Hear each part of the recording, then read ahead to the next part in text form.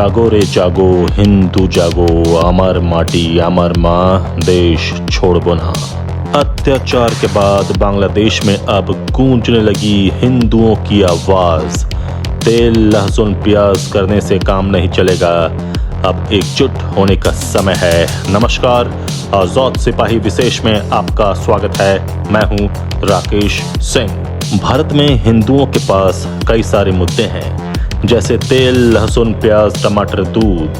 तेल 1 रुपया बढ़ गया, अरे सरकार बदलो। टमाटर प्याज मिर्चा आलू का भाव बढ़ गया, अरे सरकार बदलो।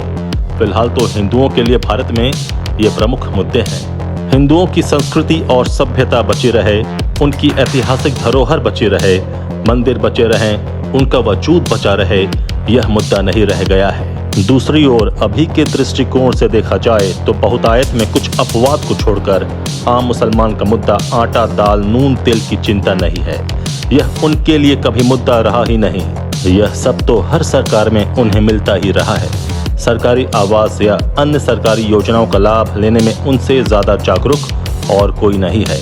यह अच्छी बात है, लेकिन जब धर्म की बात आती है, वोट देने की बारी आती है, तो वे पूरी तरह एकजुट हो जाते हैं। इसका उदाहरण भी लोकसभा चुनाव में देखने को मिला, जब रामपुर के एक बूथ पर 100% मुस्लिम मतदाताओं ने 2322 मतदान किए। वे सभी के सभी मतदान एक पार्टी विशेष के लिए किए गए, जबकि इस गांव की सच्चाई यह है कि इस गांव में 532 लोगों को पीएम आवास मिले हैं, रोजगार शुरू करने के लिए किफायती लोन दिए गए, लेकिन उनमें से एक भी वोट दूसरे दल के उम्मीदवार को नहीं मिला। सच है कि यह उनका निजी मामला है, वोट देना उनका अपना अधिकार है, इसे गलत नहीं ठहराया जा सकता। लेकिन सच यही है कि मुसलमानों के लिए धर्म सर्वोपरि है। वह धर्म के नाम पर कोई समझौता नहीं कर सकते। धर्म का विस्तार उनका लक्ष्य है। वे अपने हिसाब से हिमायती का भी चुनाव करते हैं और उसके प्रति वे लॉयल भी रहते हैं, भले उनका विकास हो या ना हो। वहीं हाल के दिनों में यह देखा गया है कि हिंदू धर्म के प्रति लचीले हैं। उनका ज्यादातर फोकस रोटी कपड़ा और मकान पर ही सिमट कर रह गया है। धर्म संस्कृति सभ्यता धरोहर उनके लिए किताबी शब्द हैं। जाति के नाम पर खुद का विभाजन मुख्य एजेंडा बन गया है। बांग्लादेश में भी हिंदू तेल टमाटर रोटी कपड़ा और मकान के लिए ही संघर्ष करते रह गए। वहां कभी उनके एजेंडे में धर्म की स्थापना सभ्यता और धरोहर की रक्षा रहा ही नहीं। नतीजा रहा कि वे वहां धीरे धीरे घटते चले गए। घटने का कारण एक दूसरे पर हो रहे अन्याय के खिलाफ आवाज नहीं उठाना, मूक दर्शक बनकर अन्याय को नजरअंदाज करना। यही करते करते बांग्लादेश में हिंदू 22% से 8% पर खिसक गए। बांग्लादेश में जो कभी पूर्वी पाकिस्तान था, वहां 1951 के बाद से कट्टरपंथियों द्वारा जो यातनाएं शुरू की गईं, वह निरंतर चलती ही रहीं। लेकिन हिंदू कभी अपने अधिकारों के लिए एकजुट नहीं हुआ, न ही आवाज बुलंद की। आज बांग्लादेश में हसीना सरकार के पतन के बाद जो परिस्थितियां उत्पन्न हुई हैं, जिस प्रकार से हिंदुओं की हत्याएं की जा रही हैं, हिंदू महिलाओं और बच्चियों की इज्जत के साथ खिलवाड़ किया जा रहा है, उनके घरों मंदिरों और कार्यालयों को जलाया जा रहा है, उसे देख किसी की भी रूह कांप जाएगी। सोशल मीडिया पर लगातार वीडियो आ रहे हैं कि कैसे हिंदुओं की सामूहिक हत्याएं की जा रही हैं। उन्हें जिंदा पेड़ों और बिजली के खंभों पर उल्टा लटकाया जा रहा है और पीट पीट कर मार दिया जा रहा है। सामूहिक रूप से भीड़ अकेले व्यक्ति को लातों और डंडों से मार रही है। उस व्यक्ति का शरीर हिल भी नहीं रहा है, बस आंखें बंद खुल रही हैं, मुंह से खून निकला जा रहा है। लेकिन बांग्लादेशी कट्टरपंथी रुक नहीं रहे हैं। वहां के जो ताज़ा हालात हैं, घर के घर गांव के गांव को जलाया जा रहा है। इंसानियत मानो बची ही नहीं। लेकिन कहते हैं ना, इंसान को उतना ही डराओ जितना वह सह सके। एक बार अगर उसमें प्रतिकार करने की शक्ति आ गई, तब क्रांति आती है। पिछले 4 दिनों से वही अब बांग्लादेश में भी देखने को मिल रहा है। हिंदुओं ने अपने ऊपर हो रहे जुल्म के खिलाफ आवाज उठानी शुरू कर दी है। क्या महिलाएं, क्या पुरुष, क्या बच्चे, लाखों की संख्या में लोग सड़कों पर उतर चुके हैं। उन्होंने एकजुटता की एक सुकून देने वाली तस्वीर पेश की है। उन्हें समझ में आ गया है कि एकजुटता में ही ताकत है। वह अब चिल्ला चिल्ला कर कह रहे हैं, जागो रे जागो हिंदू जागो, अमर माटी अमर माँ, बांग्लादेश छोड़ो ना। यानी हिंदुओं तुम जाग जाओ, बांग्लादेश मेरी माटी मेरी माँ है, उसको नहीं छोड़ेंगे। आज बांग्लादेश में हिंदू महिलाओं ने अपने घर परिवार की रक्षा करने के लिए हाथ में गणासा उठा लिया है। यह तस्वीर पहले नहीं देखी गई। यानी बांग्लादेशी हिंदू अब जाग चुका है। वह अब अपने ऊपर और अत्याचार बर्दाश्त करने के मूड में नहीं है। वैसे धर्म के मामले में हिंदुओं को नींद की गोली नहीं खानी पड़ती, वह निरंतर सोया ही रहता है। जब तक उसके अस्तित्व पर हमला ना हो, उसके परिवार पर हमला ना हो, वह अपनी जगह से हिलता नहीं, और जब आंखें खोलता है तब काफी देर हो चुकी होती है। वही हाल हिंदुओं का बांग्लादेश में हो रहा है और हुआ है। लेकिन कहावत है, जब जागे तभी सवेरा। बांग्लादेश में हिंदुओं की यह एकजुटता ही उन्हें कट्टरपंथियों की यातना से बचाएगी। जो काम शुरू में ही हो जाना चाहिए था, उसमें दशकों लग गए। बांग्लादेश के मामले में एक बात और गौर करने वाली है। बांग्लादेश में हिंदुओं पर हो रहे हमले के खिलाफ मोहब्बत की दुकान खोलने वालों के मुंह बंद है, जबकि गाजा पट्टी में हुई हिंसा के खिलाफ भारत में मोहब्बत की दुकान खोलने वाले सड़कों पर उतर आए थे। उन्हें फिलिस्तीन पर हमला तो दिखाई दिया, लेकिन उन बच्चों की चीखें नहीं सुनाई दी जिन्हें कट्टरपंथियों ने गोलियों से भून दिया था। इन सब का क्या असर पड़ेगा भारत पर, यह बता रहे हैं आजाद सिपाही के विशेष संवाददाता राकेश सिंह। बांग्लादेश में आरक्षण विरोधी आंदोलन तो बहाना था। जिस तरह आरक्षण के खत्म होने के बाद भी लगातार बांग्लादेश में हिंदुओं पर हमले हो रहे हैं, उससे लगता है कि यह पूरा आंदोलन एक सोची समझी साजिश के तहत हिंदुओं के खिलाफ ही शुरू हुआ हो। हिंदुओं के घरों को जलाया जा रहा है, हिंदू महिलाओं को उनके घरों से उठा लिया जा रहा है, हिंदुओं के व्यापारिक प्रतिष्ठानों में लूट हो रही है, मंदिरों को जलाया जा रहा है। जाहिर है कि भारत इन सभी घटनाओं को लेकर चिंतित है। दक्षिण एशिया की राजनीति को समझने वाले जानते हैं कि किस तरह बांग्लादेश, म्यांमार और भारत के पूर्वी ईसाई बहुल हिस्सों को मिलाकर एक देश बनाने की तैयारी चल रही है। बांग्लादेश की पीएम शेख हसीना ने एक बार कहा था कि पश्चिमी देशों की योजना है कि ईस्ट तिमोर जैसा एक ईसाई देश बनाया जा सके जो सीधे उनकी उंगली पर नाच सके। हसीना ने यह भी कहा था कि एक व्हाइट मैन बांग्लादेश के एक द्वीप पर सैन्य अड्डा बनाने की अनुमति मांग रहा था। शेख हसीना ने यह भी कहा कि अगर वह अमेरिका को सेंट मार्टिन द्वीप को सौंपकर बंगाल की खाड़ी पर राज करने की अनुमति देती तो वह सत्ता में बनी रह सकती थी। समझा जा सकता है कि बांग्लादेश में हसीना सरकार के तख्ता पलट में अमेरिकी एजेंसियों की क्या भूमिका है। सिर्फ यही नहीं, अमेरिकी एजेंसियों के साथ मिलकर भारत विरोधी और हिंदू विरोधी संगठन भी काम कर रहे थे। बांग्लादेश में जो कुछ भी चल रहा है, उसके पीछे बहुत बड़ी साजिश काम कर रही है, जो भारत के लिए भी खतरनाक है। बांग्लादेश में प्रधानमंत्री पद से शेख हसीना के इस्तीफे की मांग को लेकर 4 अगस्त से शुरू हुए हिंसक आंदोलन में हिंदुओं पर लगातार हमले हुए हैं। 4, 5 और 6 अगस्त को बांग्लादेश के 64 में से 52 जिलों में रहने वाले हिंदुओं पर हमले हुए।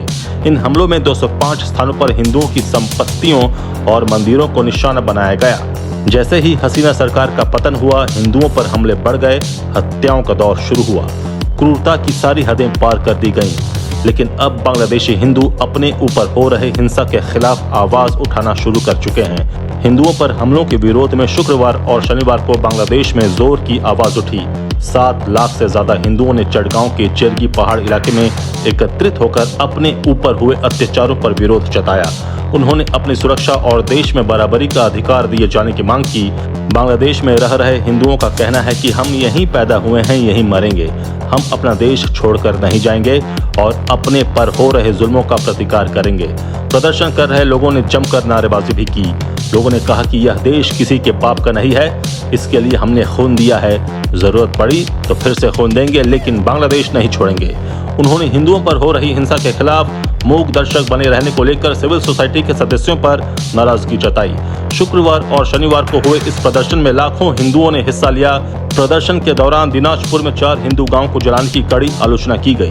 हिंदुओं ने नई अंतरिम सरकार के सामने 4 मांगे रखी, जैसे अल्पसंख्यक मंत्रालय की स्थापना, अल्पसंख्यक संरक्षण आयोग का गठन, अल्पसंख्यकों के खिलाफ हमलों को रोकने के लिए सख्त कानून और अल्पसंख्यकों के लिए 10% संसदीय सीटों का आवंटन। द डेली स्टार अखबार के अनुसार 9 अगस्त को ठाकुर गांव में हिंदुओं ने रैली निकालकर जुल्म का विरोध किया। इस रैली में 4000 से ज्यादा लोग शामिल हुए। प्रदर्शनकारियों ने तख्तियां थाम रखी थीं, जिन पर लिखा था कि हिंदुओं को जीने का अधिकार है।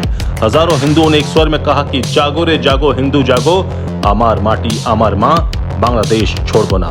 आंदोलन के दौरान हरे राम राम राम हरे हरे, हरे कृष्ण कृष्ण कृष्ण हरे हरे का भी उच्चारण हजारों लोग एक साथ कर रहे थे। बांग्लादेश में हिंदुओं के साथ जो अत्याचार हो रहे हैं उन्हें लेकर विश्व के लगभग हर कोने में प्रदर्शन हो रहे हैं। यूएन मुख्यालय से लेकर कनाडा, अमेरिका, लंदन आदि स्थानों पर लोग प्रदर्शन करके हिंदुओं के लिए न्याय की मांग कर रहे हैं। और ऐसा भी नहीं कि केवल आवामी लीग के समर्थक हिंदू मारे जा रहे हैं, बांग्लादेश की कम्युनिस्ट पार्टी के सदस्य भी इस कथित क्रांति में मारे गए हैं, जिसे देखकर भारत के कम्युनिस्ट लहलोट हो रहे हैं। परंतु यह और भी खेदजनक और दुर्भाग्यपूर्ण है कि भारत के कम्युनिस्टों की ओर से बांग्लादेश में मारे जा रहे हिंदुओं के प्रति एक भी शब्द नहीं कहा गया। और इससे भी अधिक दुर्भाग्यपूर्ण यह है कि जब बांग्लादेश में हिंदुओं को मारा जा रहा था, भयानक हिंसा हो रही थी, उस समय भारत में जंतर मंतर पर कम्युनिस्ट एनी राजा और अर्थशास्त्री एक्टिविस्ट जियान द्रेज सहित कुछ लोग फिलिस्तीन के लिए नारे लगा रहे थे। बांग्लादेश में हिंसा रोकने के लिए जिन हाथों में बोर्ड होने चाहिए थे, उन हाथों में गाजा में सीज फायर के लिए बोर्ड थे। इस विरोध प्रदर्शन में एनी राजा के साथ कई युवा और कथित रूप से सामाजिक वैज्ञानिक भी शामिल थे। अर्थशास्त्री जियान द्रेज की कांग्रेस और राहुल गांधी से नजदीकियां पूरी तरह से स्पष्ट हैं। जियान द्रेज ने एक दिन पहले ही संसद में जाकर राहुल गांधी से भेंट की थी और उससे पहले भी 4 अगस्त को जियान द्रेज ने प्रेस क्लब ऑफ इंडिया में अरुंधति रॉय, प्रशांत भूषण, वृंदा करार, सिद्धार्थ वरदराजन, विजयन एमजे, अशोक वर्मा के साथ मिलकर प्रेस कॉन्फ्रेंस की थी कि वे फिलिस्तीन के साथ हैं। मगर यही लोग जब बांग्लादेश में हिंदुओं पर हमले हुए तो उनके जीने के अधिकार पर प्रश्न उठाने को लेकर मौन साध गए और झंडा उठाकर फिलिस्तीन के समर्थन में नारे लगाने के लिए पहुंच गए। आजादी के बाद बांग्लादेश सबसे बड़े संकट से जूझ रहा है। तख्ता पलट के बाद कट्टरपंथियों के वर्चस्व से अस्थिर अराजक माहौल वहां के हिंदू समुदाय के लिए बड़ी चिंता का विषय बना हुआ है। बांग्लादेश में निहित संपत्ति अधिनियम, जिसे पहले पाकिस्तानी शासन के दौरान शत्रु संपत्ति अधिनियम के रूप में जाना जाता था, के कारण 1965 और 2000 के बीच हिंदुओं की करीब 26 लाख एकड़ भूमि का अधिग्रहण हुआ था। इससे 12 लाख हिंदू परिवार प्रभावित हुए। बांग्लादेश के प्रमुख मानवाधिकार संगठन की रिपोर्ट के अनुसार 2016 में जनवरी और जून के बीच बांग्लादेश में हिंदुओं को निशाना बनाकर की गई हिंसा में 66 घर जला दिए गए थे, 24 लोग घायल हो गए और कम से कम 49 मंदिरों को नष्ट कर दिया गया था। हिंदुओं के खिलाफ कट्टरपंथी आंदोलन 1980 से 1990 के बीच और अधिक बढ़ा। 1992 में अयोध्या में विवादित ढांचा ध्वस्त होने के बाद चटगांव और ढाका में कई हिंदू मंदिरों में आग लगा दी गई थी।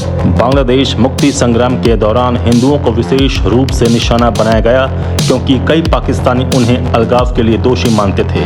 इससे हिंदू आबादी बुरी तरह प्रभावित हुई। 1951 की आधिकारिक जनगणना के अनुसार बांग्लादेश तत्कालीन पूर्वी पाकिस्तान की कुल आबादी में हिंदू 22% थे। यह संख्या 1991 तक घटकर 15% रह गई। 2011 की जनगणना में यह संख्या केवल 8.5% रह गई। 2022 में यह 8% से भी कम हो गई। वहीं मुसलमानों की आबादी 1951 में 76% से 2022 में 91% से अधिक हो गई। हिंदू अमेरिकन फाउंडेशन की एक रिपोर्ट के अनुसार 1964 और 2013 के बीच 1.1 करोड़ से अधिक हिंदू धार्मिक उत्पीड़न के कारण बांग्लादेश से भाग गए। इसमें कहा गया है कि बांग्लादेश में हर साल 2.3 लाख हिंदू देश छोड़कर चले जाते हैं। 2011 की जनगणना से पता चला कि 2000 से 2010 के बीच देश की आबादी से 10 लाख हिंदू गायब हो गए हैं। आजाद सिपाही के विशेष में अभी इतना ही। आप हमारे इस YouTube चैनल को जरूर सब्सक्राइब करें और भी अधिक खबरों के लिए पढ़ते रहिए अपना लोकप्रिय दैनिक अखबार आजाद सिपाही। धन्यवाद।